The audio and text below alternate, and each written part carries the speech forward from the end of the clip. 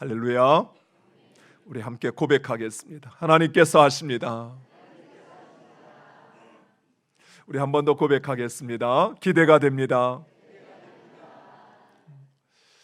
2023년 이제 마지막 고백이 될 수도 있습니다. 우리 함께 고백하겠습니다. 우리는 하나님의 사람입니다. 우리는 하나님의 사람입니다.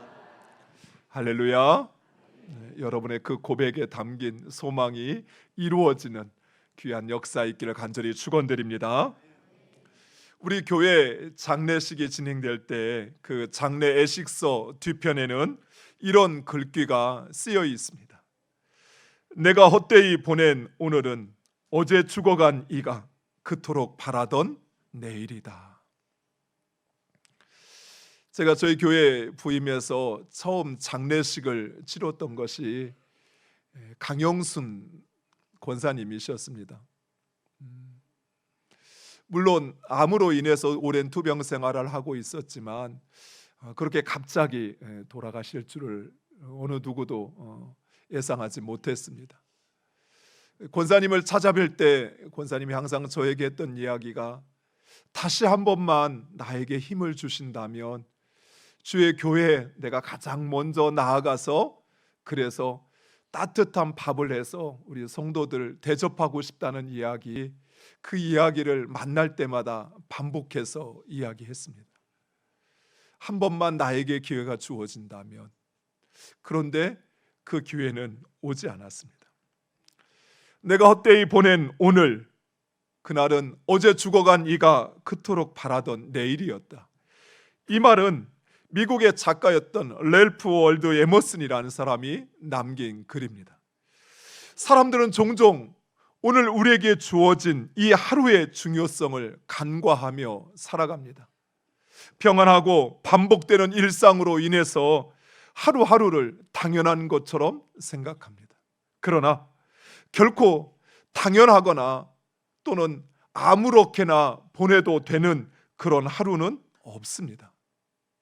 오늘 하루는 선물입니다. 네, 이런 책을 쓴 폴 아노트라는 사람이 있습니다. 그의 아들은 태어난 지 9주 만에 유아 돌연사 증후군이라는 병으로 세상을 떠나게 됩니다. 저도 이 병을 처음 알았습니다. 이런 병이 있다는 사실을. 유아 돌연사 증후군이란 건강한 아이가 돌이 되기 전에 갑자기 원인 모를 질병으로 그만 세상을 떠나는 것입니다.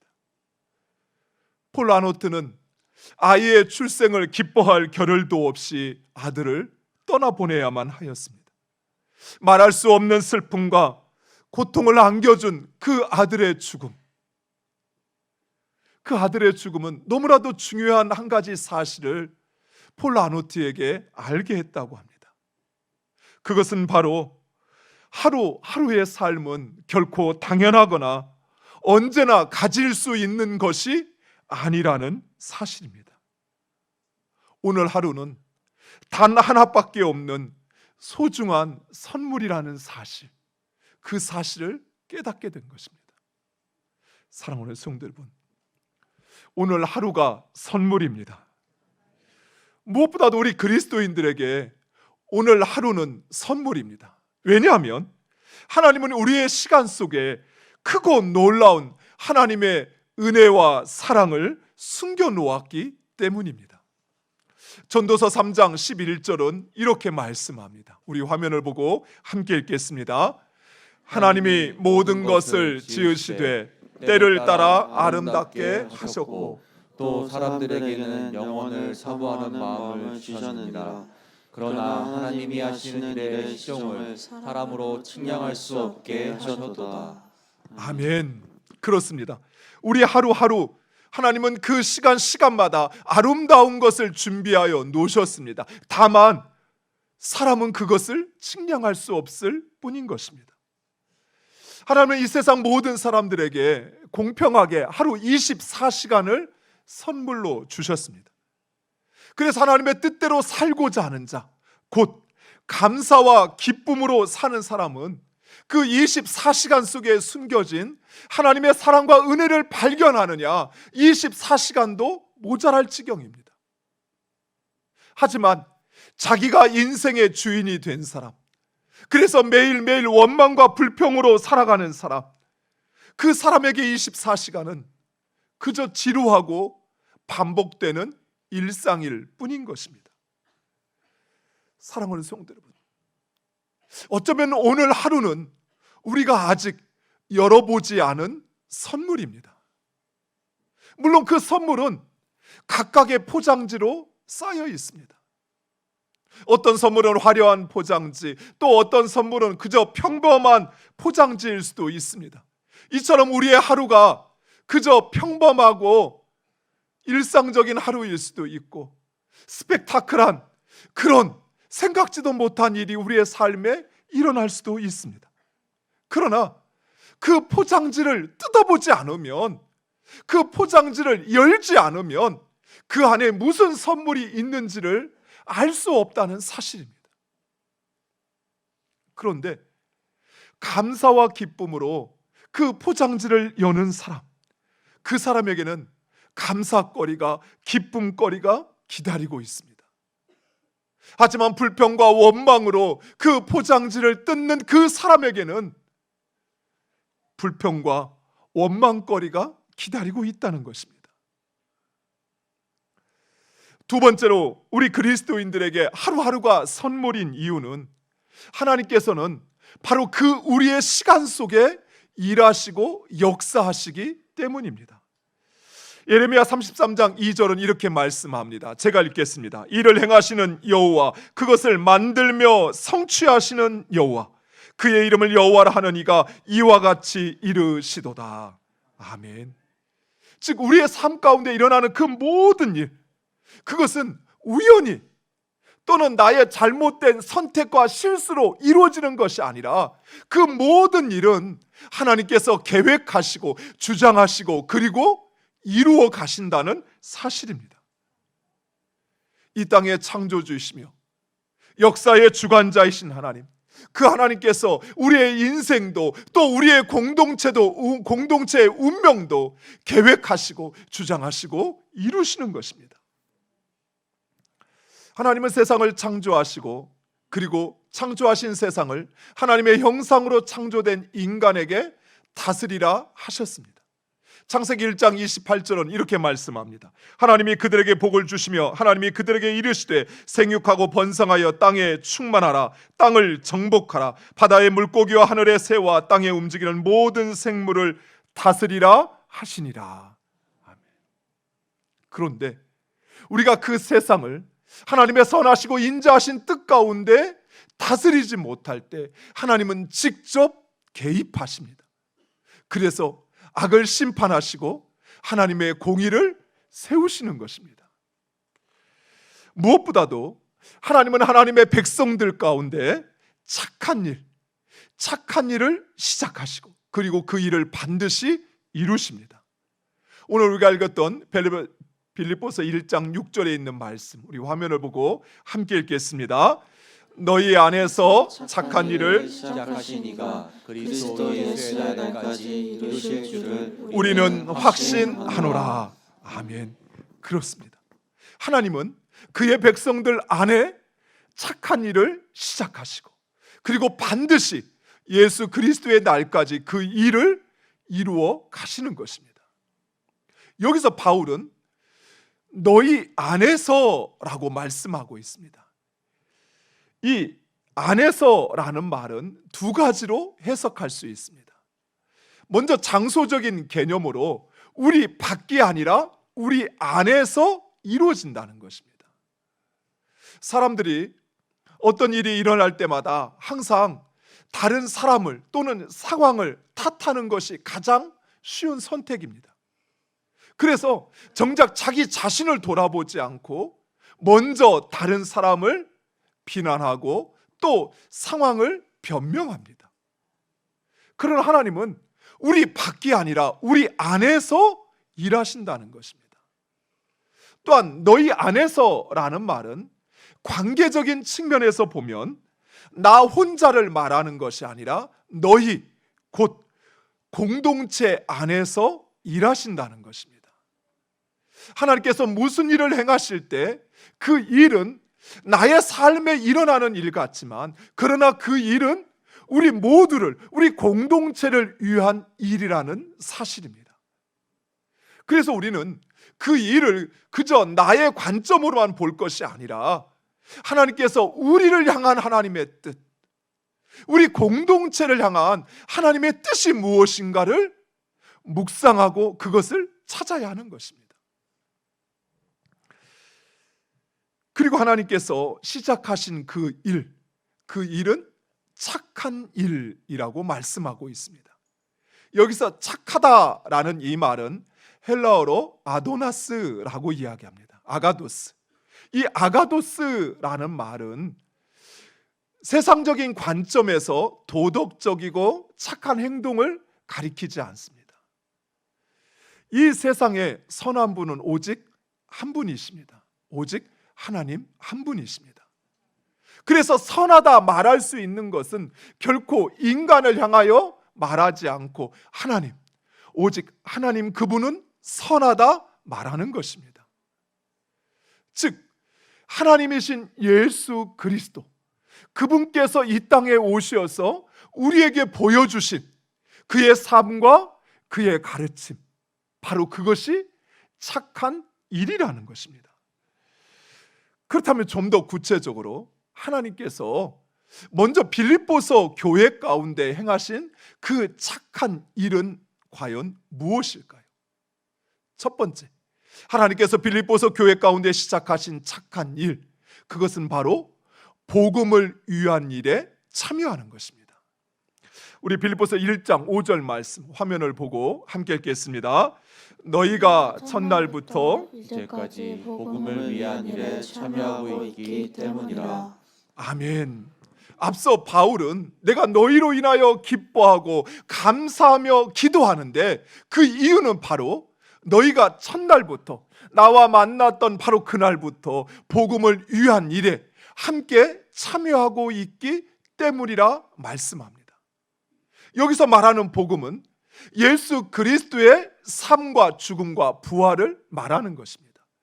그 복음에 참여한다는 것은 바로 예수 그리스도의 그 죽음과 부활을 증거하는 것입니다. 왜 예수 그리스도의 복음과 부활을 증거하는 것이 착한 일일까요? 먼저 이 복음을 증거하는 것, 그것은 예수님께서 우리에게 맡기신 마지막 위임 명령입니다. 위임 명령이라는 것은 본래는 예수님의 일이었는데 그 일을 우리에게 위임하여 주셨다는 것이, 예수님께서 이 땅에 오시어서 복음을 증거하는 것, 그것은 예수님의 일이었고 사명이었는데 이제 그것을 우리에게 위임하여 주신 것입니다. 그리고 무엇보다도 이 복음은 이 세상 모든 영혼을 구원하시기 위한 하나님께서 시작하신 선한 일이라는 사실입니다. 그래서 이 복음을 전하는 일, 복음을 위하는 일에 참여하는 것, 그것이 바로 하나님께서 우리 가운데 시작하신 착한 일이라는 것입니다. 비록 빌립보 교회 모든 성도들은 그들이 직접 해외에 나가 복음을 전하지는 않았습니다. 하지만 그 복음을 전하는 사도들과 그리고 바울과 그리고 주의 사람들을 위하여, 그들을 위하여 기도하였고, 그리고 그들이 복음을 전할 수 있도록 그들을 돕고 섬겼을 뿐만 아니라 그들에게 필요한 그 모든 것들을 공급하여 주었던 것입니다.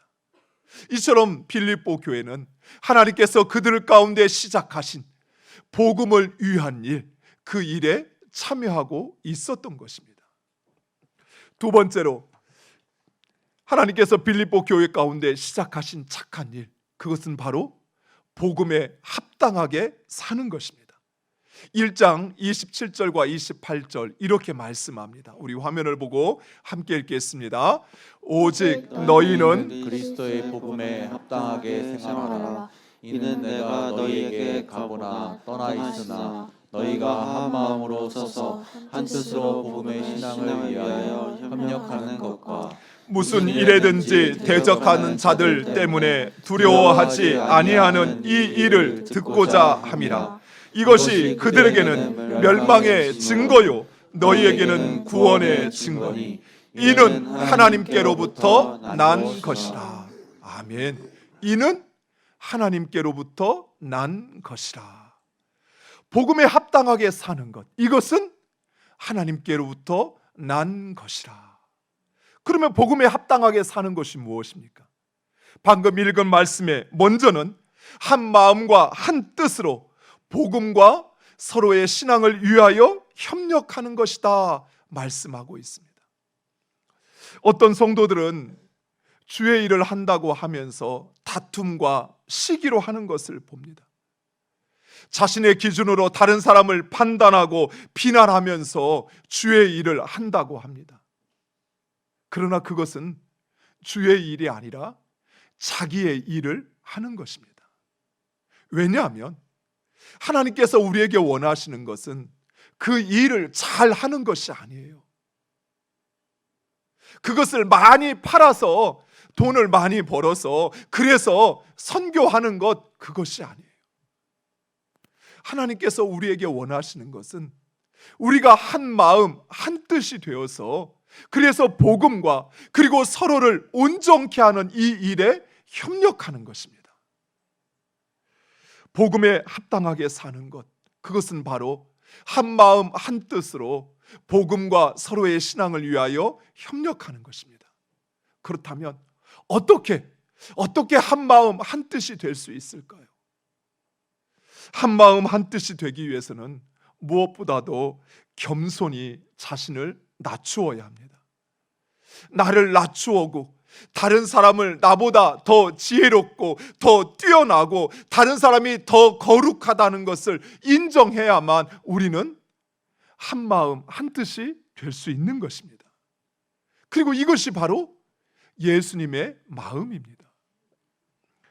내가 나의 주장을 굽히지 않을 때, 또 내가 다른 사람보다 더 의롭다고, 내가 다른 사람보다 더 뛰어나다고 생각할 때 우리는 결코 다른 사람을 인정할 수 없습니다. 다른 사람을 인정할 수 없으면 그와 한 마음이 될 수 없는 것입니다.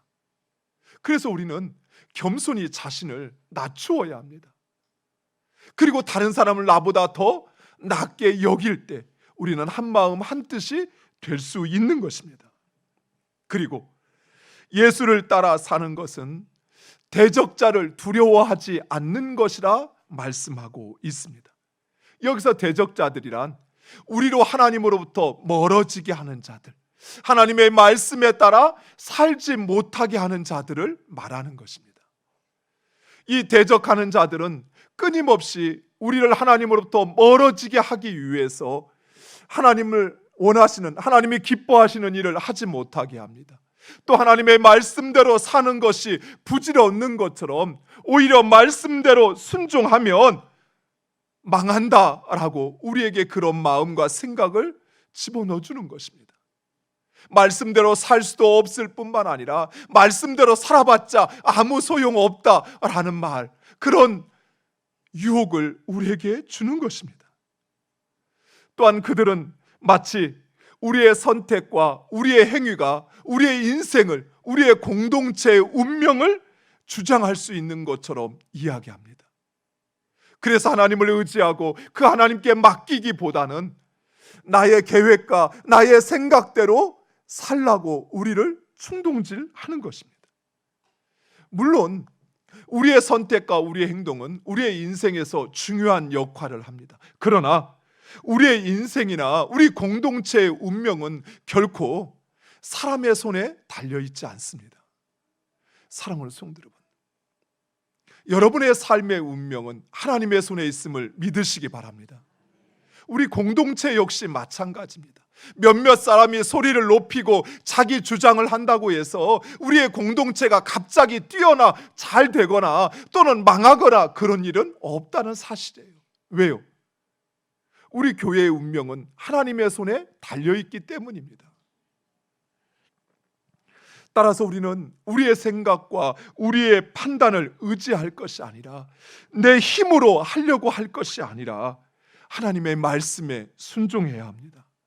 우리의 삶을, 우리 교회를 하나님께 맡겨야 하는 것입니다. 2023년을 돌아보면서 하나님께서 여러분의 삶 가운데 시작하신 그 착한 일, 그 일이 무엇입니까? 복음을 위한 일에 참여하고 있습니까? 매 주마다 주의 교회가 비전 1024를 향하여 지역을 복음화하고 세계를 복음화하는 일에 성도들에게 동참해달라 요청을 하는데, 여러분, 이 지역을 복음화하는 일에 참여하셨습니까? 세계 복음화하는 일에 여러분이 직접 나아가서 복음을 전하지는 못하지만 복음을 전하는 이들을 위하여 기도하고 또 그들을 돕고 또 섬기는 일에 참여하고 있습니까? 사랑하는 성도 여러분, 예수 그리스도의 복음에 합당한 삶을 살고 있습니까?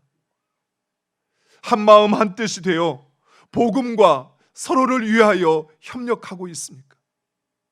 우리를 두렵게 하는 자들로 인하여 하나님부터 멀어지고 두려워하는 것이 아니라 오히려 그들을 맞서 당당하고 담대하십니까?